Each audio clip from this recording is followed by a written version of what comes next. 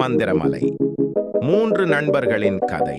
ஒரு காலத்தில் ஒரு அழகான கிராமத்தில் 3 நெருக்கமான நண்பர்கள் வாழ்ந்தனர். அன்பு, அருண் மற்றும் ஆதி. அவர்கள் எல்லா நாட்களும் விளையாடி மகிழ்வதை விரும்பினர். ஒரு நாள் அவர்கள் கிராமத்தின் எல்லைக்கு அருகிலுள்ள மலைக்கு போக முடிவு செய்தனர். அந்த மலை மந்திர மலை என அழைக்கப்பட்டது.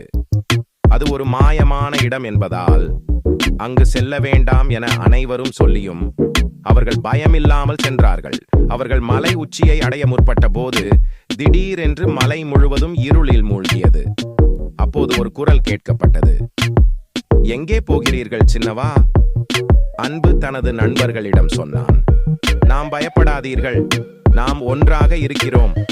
அவர்களது பயணம் தொடர்ந்த போது ஒரு மந்திர மாலை அவர்கள் பாதையை மறைத்து கிடந்தது. அந்த மாலையை